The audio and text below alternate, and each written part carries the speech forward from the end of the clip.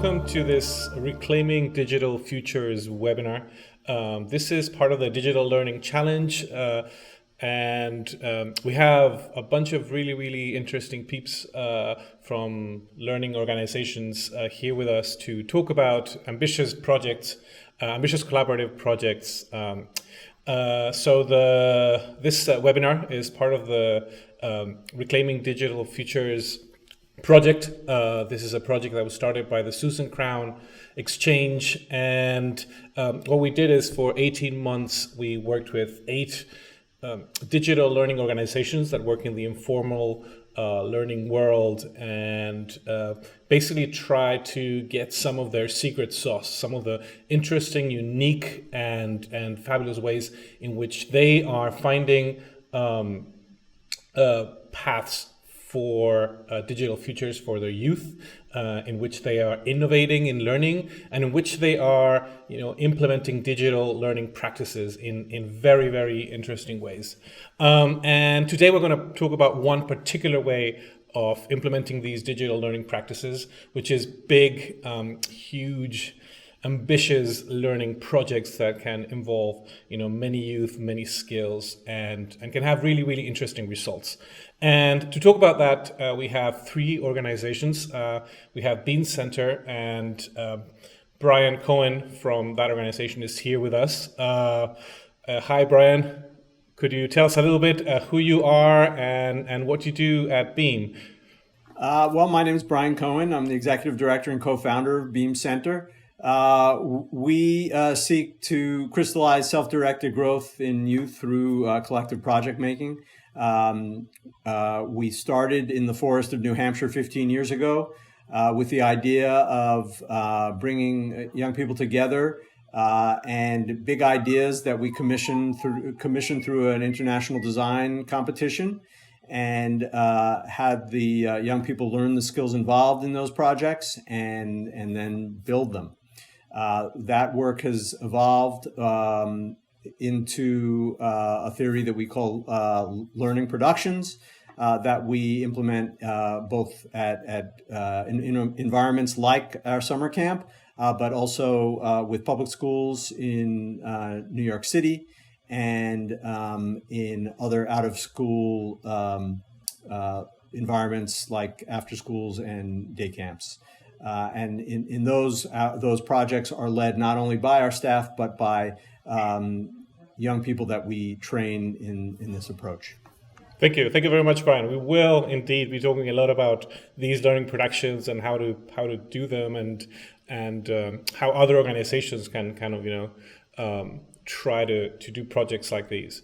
We also have in the room Anjel Newman. Hi, Anjel. She's from AS220. Anjel, could you tell us a little bit about who you are, what you do, and what AS220 Youth is all about?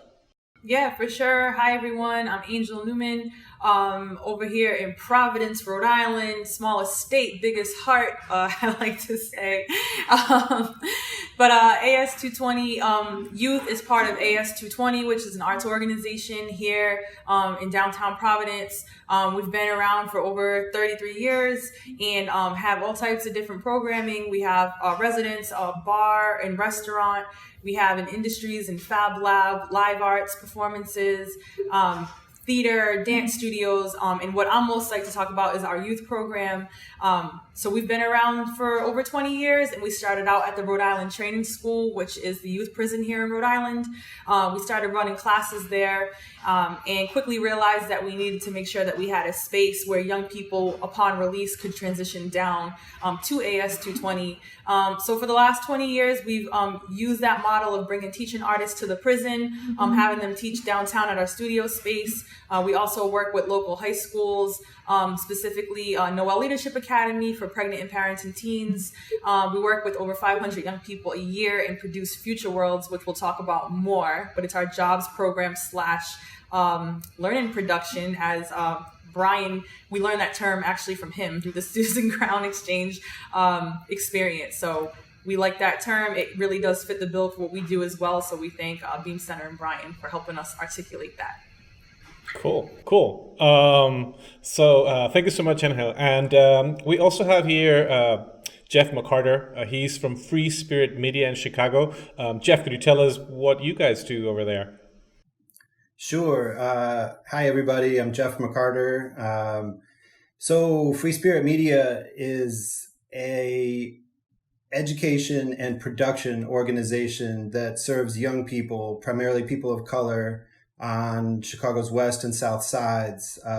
We are working with teens and young adults, really providing a foundational understanding of media literacy and the power of media, how to think critically about how media influences us, but then it's very much a production model. So there is just a ton of filmmaking and journalism and all sorts of kind of new and emerging media production happening in Free Spirit. For the teens, it's very much grounded in how to tell a story and also how to use the technical skills. And for the young adults, it's that as well, but also how to level up those skills into opening doors into the creative economy so that they can earn a living and activate their voice in ways that really get to our broader mission, which is to transform media and society. So it's about the media being authentic and real, and for that to impact the civic discourse, and also for the participants that have come through the program to be empowered to really shape their narrative. Cool. So for those who are just joining us, as you can see, we have a super nice and diverse group. We have the arts in the room, we have maker spaces, when we have media. And the last person that I want to introduce is Rafi Santo. He's here with us, and he's a researcher in the project as myself. The two of us with June Ann worked with these organizations and 5 other organizations, trying to bring up some of the cool digital learning practices that they are performing and that they are discovering in these spaces. And if you want to hear more about these organizations and the cool stuff that they do, you can just go to Reclaiming Digital Futures. You can just do a Google search for that. There's a whole toolkit with lots of goodies there, or just type digitallearningpractices.org and you can find more about us and what we do over there. Okay, so let's start talking about making it huge, creating big, ambitious, learning, collaborative projects. And all of your organizations, are distinguished because of that, because they make big, impressive things that have a big impact in their community. And I'd like to start with Brian here, and asking you a little bit about, what's the story behind these large, ambitious projects that you guys do. Beam is kind of, well known for making these sometimes crazy, it's like the Burning Man of education, sort of, making these crazy, beautiful, insane things like giant, life-sized flip books. So how did that all start, and what was the rationale behind it? Well, thanks for those kind words. I hope some of them are true. Obviously our signature is these big, crazy, big projects. We do projects of all size.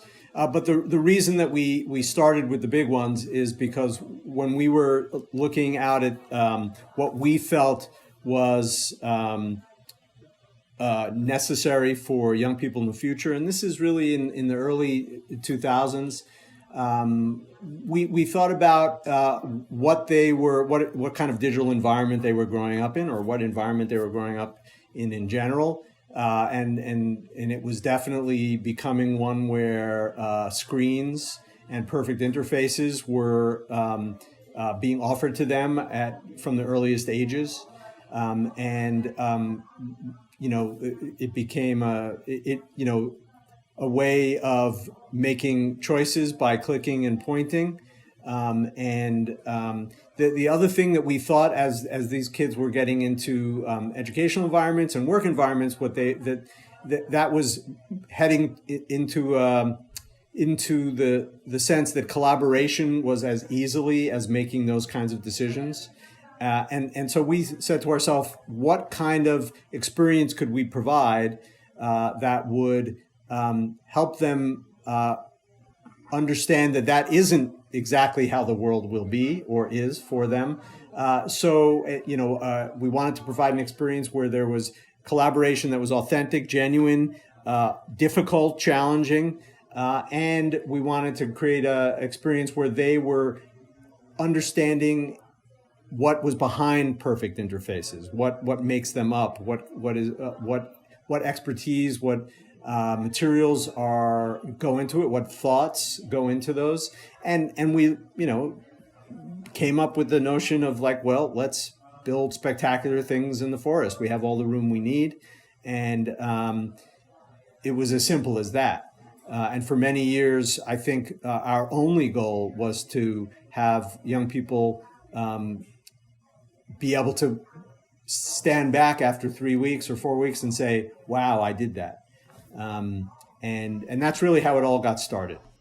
Mm-hmm. Could you describe a little bit, like, just so people can visualize it, like, what some of these projects are, some of that you may be feeling, particularly proud of, and what maybe some of the results were that you saw in youth? Well, a perfect example is the shirt I'm wearing, completely by coincidence. We built this. It was designed by two architects, one German, one English, and they wanted to build a bread baking machine that was powered by humans.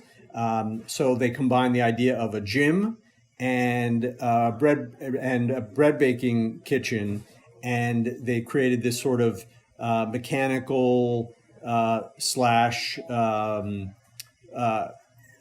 processing plant where they take raw wheat, grind it into flour, and process the flour into dough, and then right into the oven, which we also built. Something that can't be done by one person, or usually wouldn't be done by one person.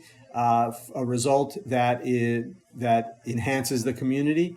Other examples, less functional, would be the 30-foot kaleidoscope designed by two Belgian sculptors, where there are three entrances where you look up and see these incredible images that are produced by the sky and the forest. Cool. I want to emphasize two words that you said there that I think are key to these big projects and kind of like why they are so impactful. One is, community and experience, right? You guys are not just creating curriculum. You are thinking about how students might experience something that is new and unique, and that it, is lasting in their minds.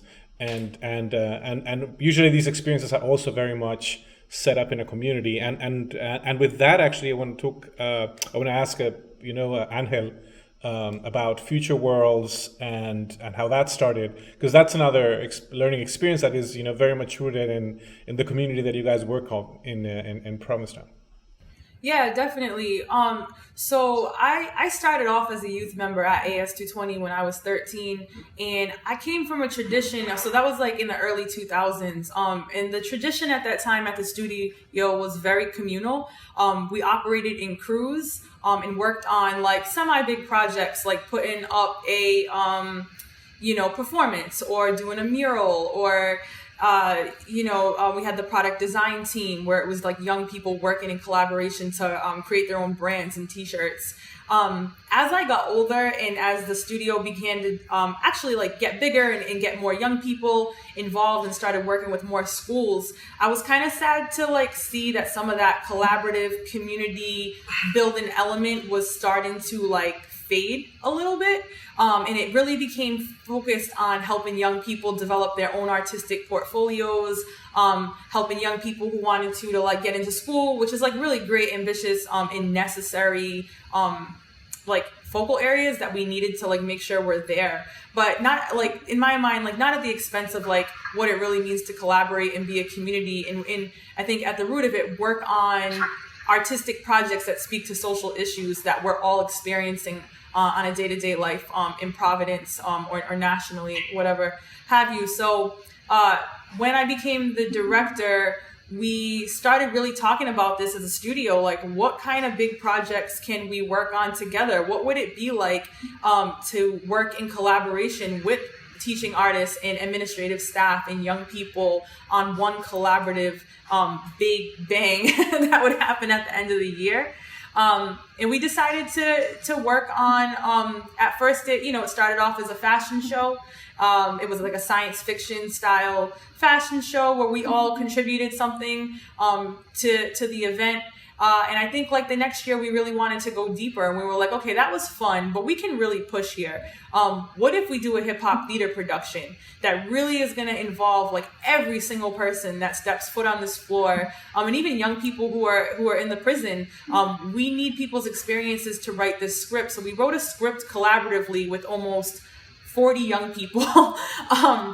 And the story centered around the school to prison pipeline, and followed Sada, X, and J. They were the two characters. And it was really about like, what does it mean to exist in a future where adults around you don't value art, and they don't value freedom of expression in your voice, and your schools are over policed. Like, what would a space, a future Providence feel and look like, and what would be the answer to change that? And through that play that we all wrote together, we explored those alternate realities, some things that feel like very scary and real to us today in 2019, and used the play that had all, magic and science fiction and hip hop, in the voices of actors and dancers and visual artists and media designers to create a world that we decided we'd call our future world.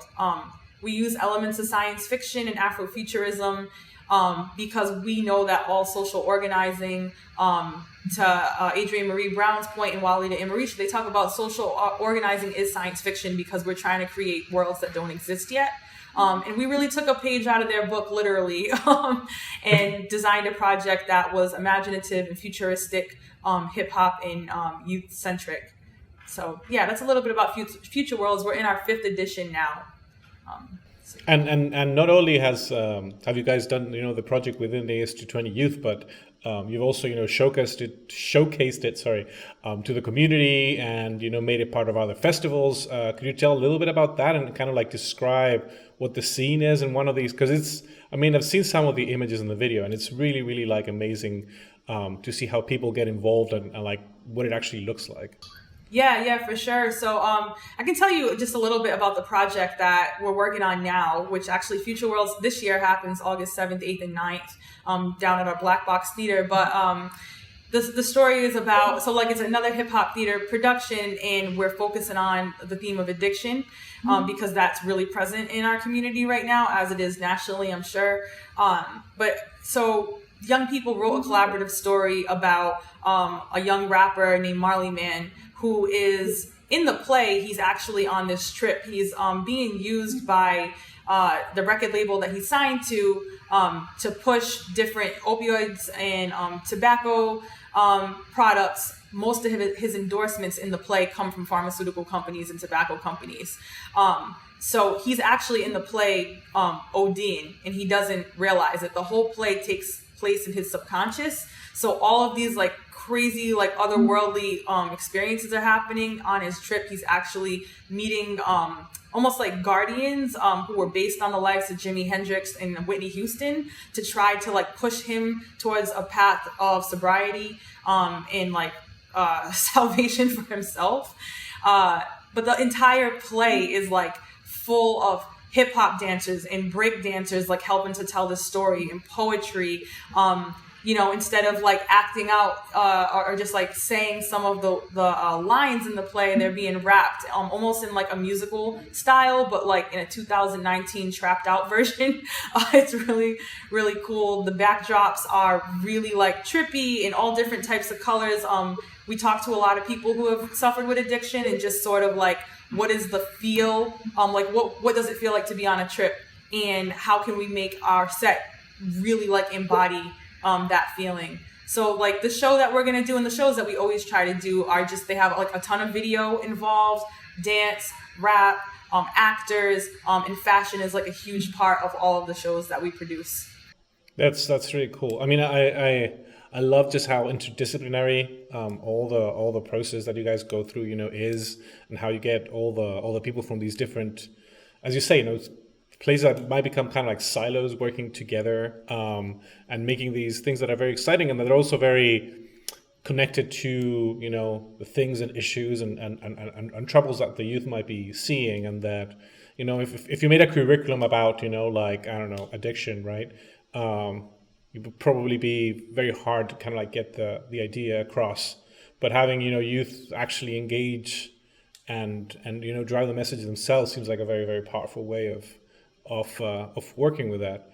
And actually, on that note, Jeff, you guys at Free Spirit Media are very, very connected with the idea of having students think critically about the world and critically about media. Could you talk a little bit about that, and how does that connect to the projects that you guys develop there at Free Spirit?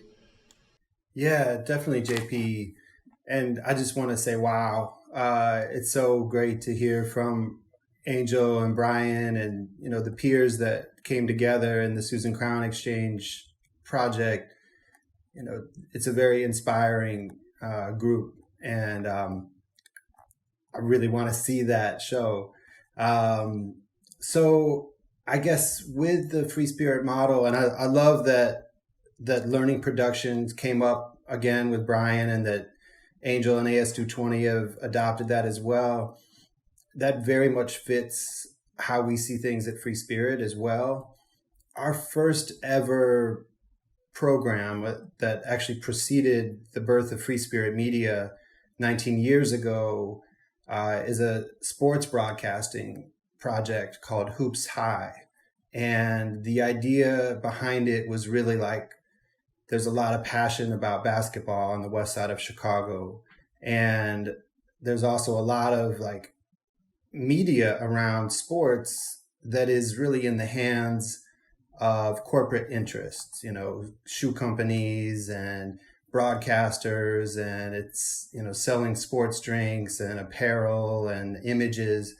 But a lot of times those stories are told by these kind of professional and corporate interests. And our idea was just like, oh, let's bring out some cameras and microphones to a pickup court and just see what happens. And what happened was just a lot of really creative film angles and a lot of really, really creative announcing that actually resembled, hip hop verse, and had a lot of humor, a lot of colloquialism, a lot of insight into the community and the characters. And it was also kind of insanely ambitious because the production was, 5 cameras shooting live, all feeding into a switcher, video switcher operated by a director and a technical director with replay, graphics, audio from 3 announcers and a sideline reporter, trying to like weave this thing together as the action unfolds in front of you. To date, Hoops High has done over 700 episodes, and some have been works of art, like it's a miracle, like how great they turned out. And more often, there's a great deal of chaos of a microphone not working, or the intercom system going down and the director having to switch blind.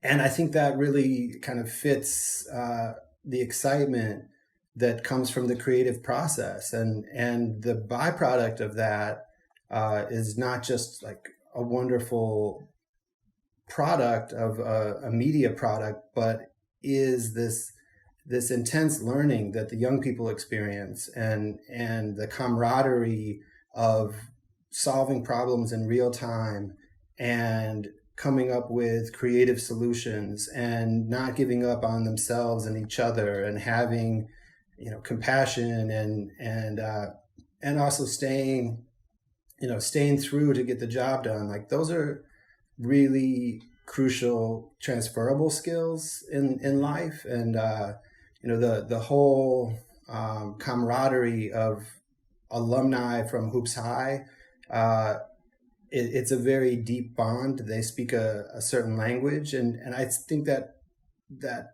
is true across all Free Spirit Media programs, where it's really about wanting to tell stories from their lens, but doing it in a way that is collaborative. Because every media project that we take on, and really in the filmmaking industry, like, you need a team. You need people who are great writers and great cinematographers that understand lighting, understand story, can capture great audio, can edit pieces together.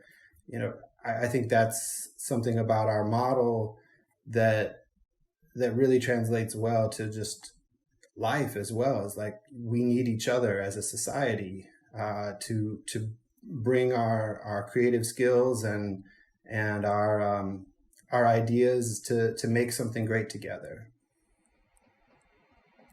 Yeah, it's really great seeing all of these projects that you guys do with young people. I know when we were doing the research, it became really evident that so much of the pedagogy that was going on in these organizations was going beyond having single kids produce something independently and on their own. And I think part of that is also linked to the fact that a lot of informal digital learning organizations are coming from a history of youth development and youth leadership, right? That there are a history of having young people take on things like organizing and creating campaigns. And when we come into this new kind of digital sphere, the possibilities for media production, artistic production, digital production are huge. And one of the things that we were looking at, and I think is always a really complicated question when you do these kinds of ambitious projects, is the question of sort of like, how do you structure roles? Like, how do you think about adult-youth collaboration? And when we were writing up all of your different work in the toolkit, we drew off a colleague out at CU Boulder, Ben Kirshner, and he studied youth activism programs, and he looked at different youth activism programs, and he started to see like some of them really structure adult youth collaboration in very different ways. So some of them, he identified 3 ways. He talked about facilitation, apprenticeship, and joint work. And in facilitation, adult facilitators were really just allowing, creating the space for young people to lead and create, make decisions. And really, ultimately, the whole thing was really about whatever the youth would end up doing, and the adult educators would just create space for that to happen. In apprenticeship, there was more kind of active collaboration, like adults would actively share their perspectives, young people would kind of get feedback, but they kind of make stuff together. And then in joint work, it's more like, okay, really the focus is making sure a big project actually gets done. And, there might be times where it's a lot of adults making decisions because it's a bigger project. They might have certain expertise that young people don't. But kind of youth are there and helping to produce something much larger than what they would ever be able to do on their own. And I know there's a lot, but I kind of offered it as a way to try to pull back the curtain on stuff that I feel like a lot of educators are afraid or hesitant to talk about when it comes to like how the actual sausage gets made. And I'm really curious to hear, from you guys, how you think about how the sausage gets made, like what roles adults are taking on, what roles youth are taking on, and knowing that actually there's a lot of valid forms of doing that. It isn't just like, well, the youth have to make all the decisions, right? That it actually is, we are talking about collaboration. And so I'm curious, just how does that all play out for you guys? Rafi, that's a really cool question. I'd say we at Free Spirit Media use all three of those models. In our teen programs, which are a fairly youth development framework of programming, it is a facilitation model where the instructors, several of whom are alumni of Free Spirit Media, are really setting an environment in which young people are able to experiment and do projects, and they're getting instruction, but they're also getting a lot of freedom to go explore and learn. In our more advanced filmmaking programs, where we're using like very expensive equipment and very expensive like studio space, we actually bring in a lot of industry experts to serve as department heads that are able to model an industry standard, which comes into play as very crucial for those young people being ready to then embark into film careers, where they are going on to professional film and television sets, working with union members who have very set approaches that have been developed over decades. It's so important for them to understand, how a lens that might cost $50,000 is handled. And then the third model, the joint work model, is what we're doing in Free Spirit Pro, which is our social enterprise production arm, which is a commission-based model where Free Spirit Media, Free Spirit Pro is being hired by clients to produce work product. And that is a very intense, high demand environment where we're on schedules and budgets, and deliverables have to be, A+ quality. And so really it's advanced young people working hand in hand with professional media makers to be the crew that gets the job done. And all three models are super valid. It's really just what is the right context for process leading to product.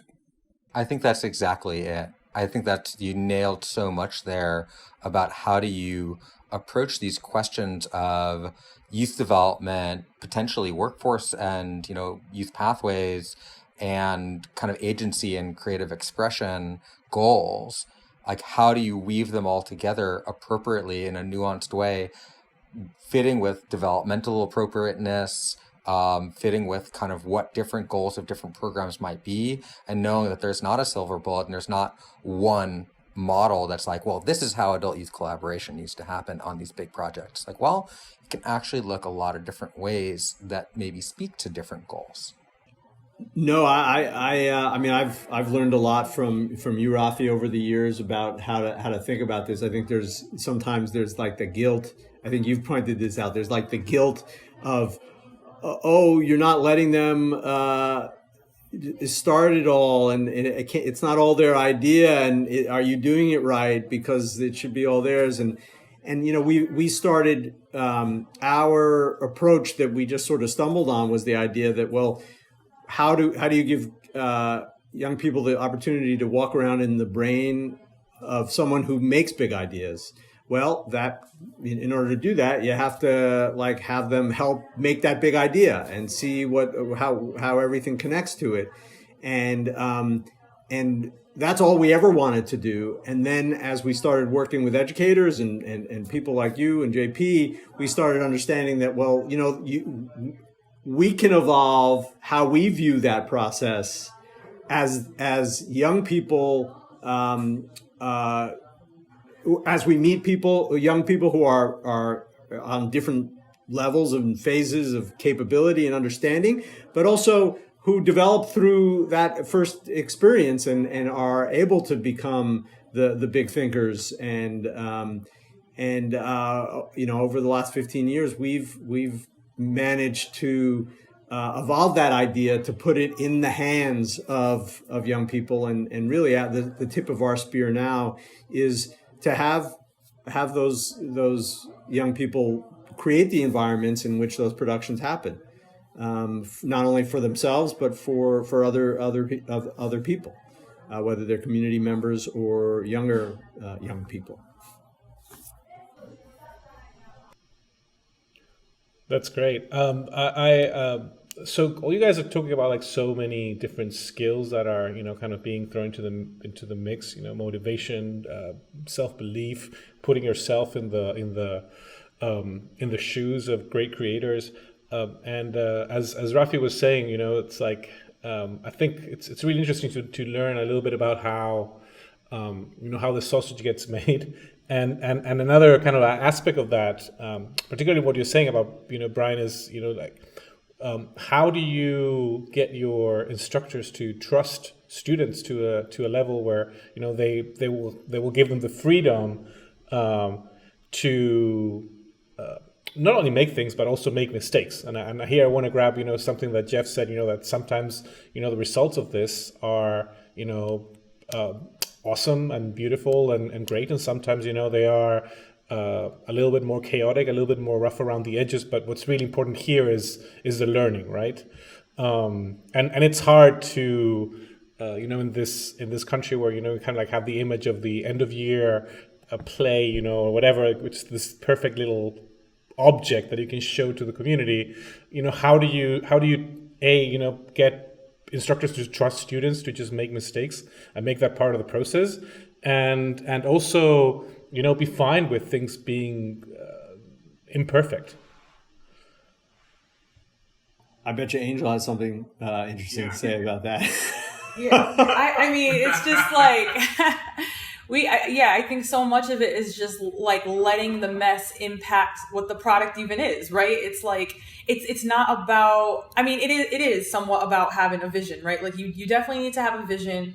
We've done a lot in our process over the years to refine like what is the framework that we're going to use over an entire school year to somehow organize like over 60 people to put on a production.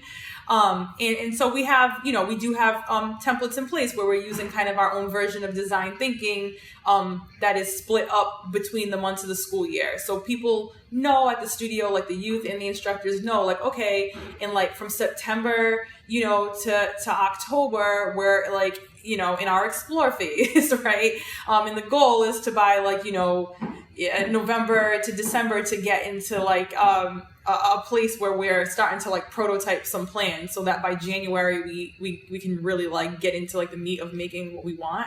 But I think so much of the beauty about like our productions and our plays come from stuff we have not expected. Like a young person coming in with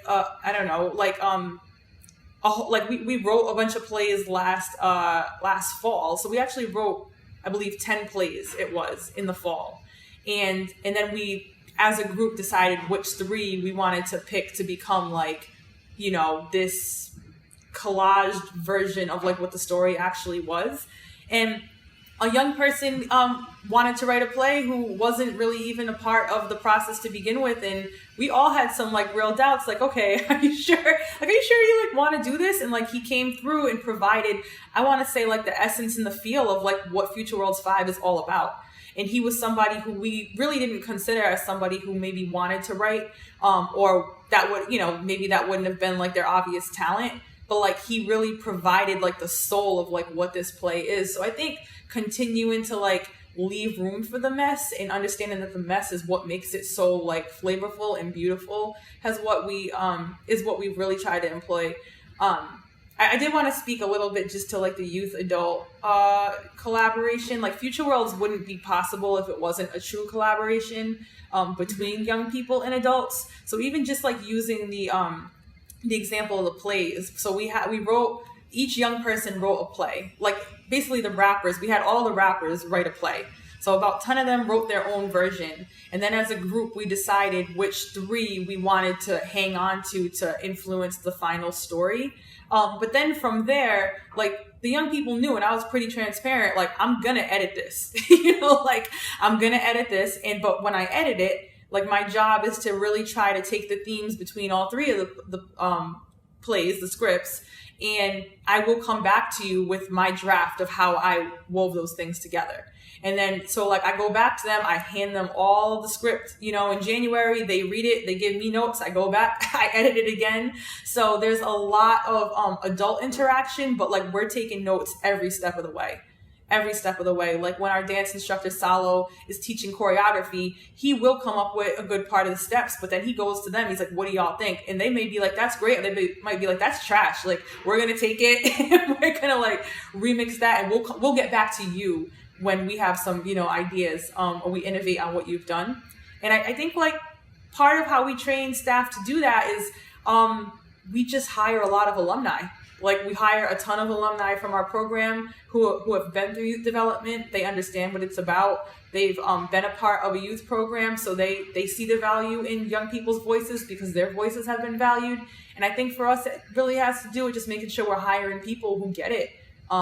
Because if we do have to like explain it to people who come from a place where that has not been their experience, we can do it, but you can kind of get around a lot of that if you're just being intentional about hiring alumni. Great. Brian, you want to say something? I was going to say, I mean, I think Anjel really described probably all of our environments very accurately, and it's that we're creating conditions for production and inviting youth into them rather than saying we're going to do this thing that we have, you know, like we're all going to do Oklahoma. You know, if we said we're going to do Oklahoma, then we'd all be very different kinds of organizations, as opposed to let's start talking about how this is all going to come together, and let's hear from everybody how it's going to come together, and that's what creates the access for people who are at all points of the dial, and so it's really about conditions and environment than it is product, and you know, like that hard objective that drives everything. That's really, yeah. I want to underscore some of the things that you guys just said. I love that phrase that Anjel said of like, let the mess impact what the product is, right? And what you guys are talking about, right, is kind of making this template, this space that you're opening up for students alongside the adults in the room, right, to kind of, you know, share in the creation of whatever comes out of it, and embracing some of the messiness, or, you know, to quote Jeff, the chaos that is part of the process. It's more, you know, I guess, like doing improv, right, than following than just, you know, following a score. There's two things that I wanted to ask. Maybe they're a little bit related. One is, and Anjel kind of like touched on this. Like, what's the role of culture within your organizations to get the trust that is needed for you know, everybody in the room to work together? The adults trusting the youth, and the youth very much trusting the adults with their work, with their creativity, and sort of related to that, what are some tips that you might have for hiring? Besides, you know, hiring people that are already familiar with the process and familiar with the work. I guess I can chime in. Yeah, I guess like as far as like we talk a lot about the culture of trust here at AS220, and I think as like a staff realize it's actually a very like abstract concept, and like we need to break down really what that means. I think like on a very like basic level, it's about transparency. So even going back to like, you know, the fact that, yeah, adults are going to be involved in a process, and there are going to be decisions that, you know, I'm going to make, and that's just what it's going to be. I think that's okay as long as you're up front and you let people know that. I think it's actually worse to give young people or anybody the impression like, you know, not only does your voice matter, but that like we as the adults are not going to tamper with anything. Like I really don't like when people say, oh, it's all about youth voice and they make all the decisions. It's like, well, that's really never true. You know, at least in the youth organization, like I mean, that can't be true in a lot of ways, because like we have to be involved with like at least the budgeting, right? Or like hiring staff or running background checks. Like adults are gonna be involved. And I think that it's important to like talk about the ways that we're gonna be involved, and also like where the lines are, like where the deadlines are, trying to be proactive about co-creating like a framework and a plan for when pieces are due for the final production, and just making sure that people understand like what those things are, and then have the equal support to get the things done. And I think as far as like hiring, like one thing that I think it's about being transparent, and from when you're recruiting to like you get someone, to interview, like being really upfront about what your values are, the young people that you're working with. And I like to test people and ask them what their favorite rap song is. And I'll just kind of see like, not that they necessarily have to have a favorite rap song, but like, I think finding some questions that can quickly get people to open up about like what their own culture is and what their own interests are, and like how in tune they are with youth culture. I think for me, a big turn off to working with some adults are adults who kind of demonize like youth culture. Even if they are hip hop heads. Like I have a lot of old school hip hop purist folks who are like, skinny jeans are whack. And I'm like, well, then how are you going to work with our youth? Like, if that's your kind of take on youth culture, you can be a hip hop head and be an adultist. And I think it's really important to find questions in the interview process, or even just when you're like meeting people, to figure out like where people are at with that kind of stuff. I had one quick question for you guys. One of the ways that we structured a lot of the best practices that came out into the toolkit was along the lines of kind of 5 areas that are really critical for effective digital learning organizations to pay attention to. And one was skills and pedagogy, connection to community, capacity. And the last one was technology. And we've been talking actually almost very, very much about the first 4, like this pedagogical approach, how are staff involved, and educators, adult, youth collaborating, what kind of skills come out of it, how is this connected to community contribution, what kind of staff capacity do you need?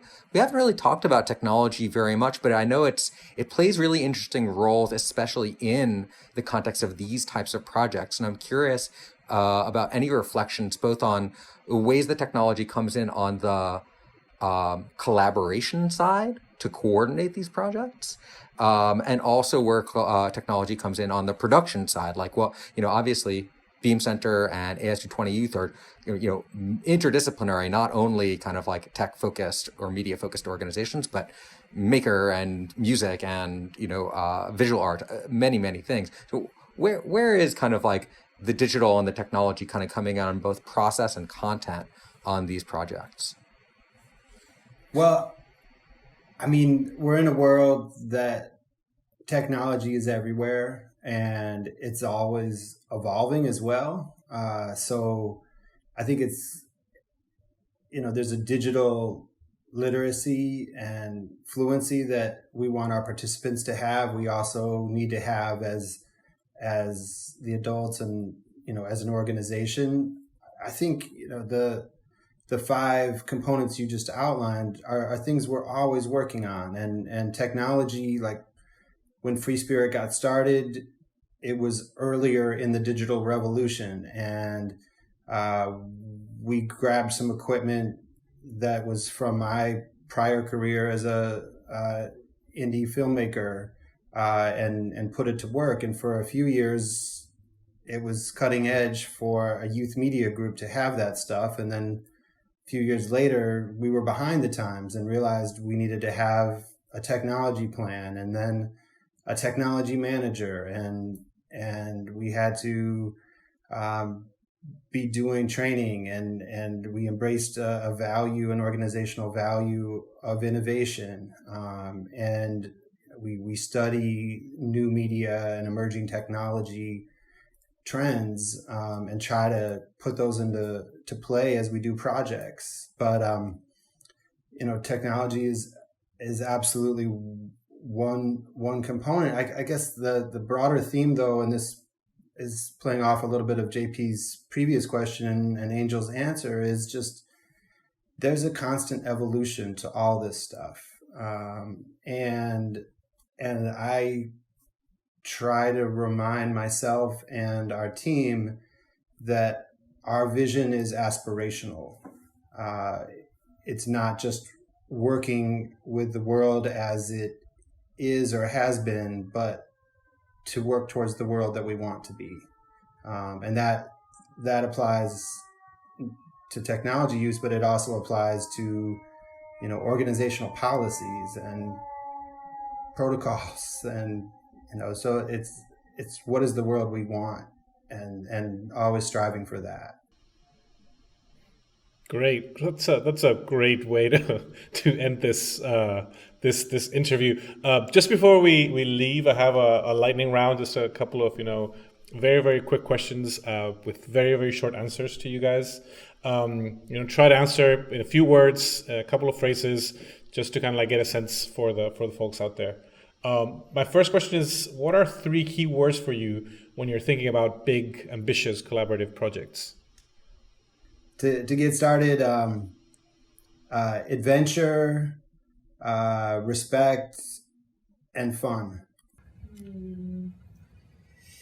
I think youth, I think quality, and science fiction. Yeah. I would say challenge, tools, and expressiveness. Great. What might be a motto of your team when thinking about these big projects? I got mine. Helping youth seize the means of production.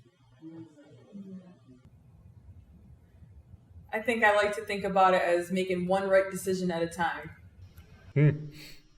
Love it. I guess I come back to our mission of transforming media and society. Just a very small, desire right there. We're getting there. Awesome. What's one key to improving your processes with these big projects? I think a key for us has been developing a strategy screen and having a list of criteria that's co-created with staff and youth that any project should center around that comes out of AS220 Youth.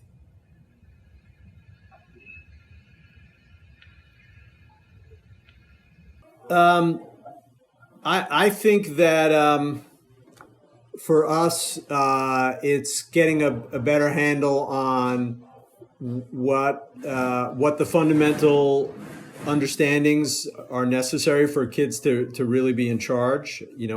How we scaffold and help and support them to be able to run without without nets. Also to broaden our network of collaborators and broaden and diversify our network of collaborators, both artistic and otherwise.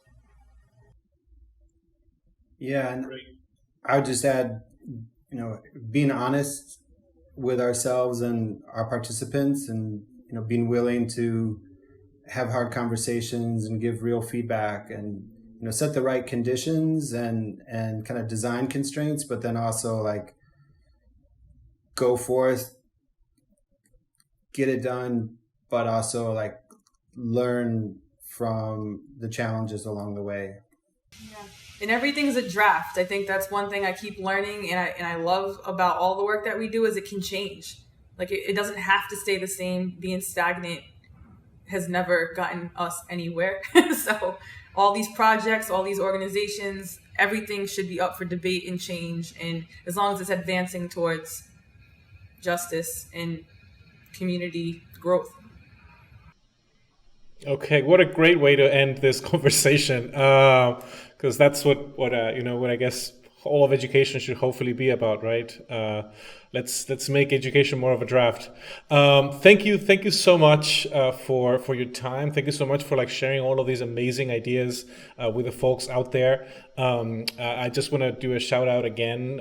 If you guys want to learn more about these projects, there are resources about big ambitious collaborations. There are resources about creating valuable partnerships. There are resources about trust and the role that plays in education. You can go to digitallearningpractices.org or look for Reclaiming Digital Futures, and you can learn more about community-based digital learning. So thank you so much for participating, and bye guys, this has been great.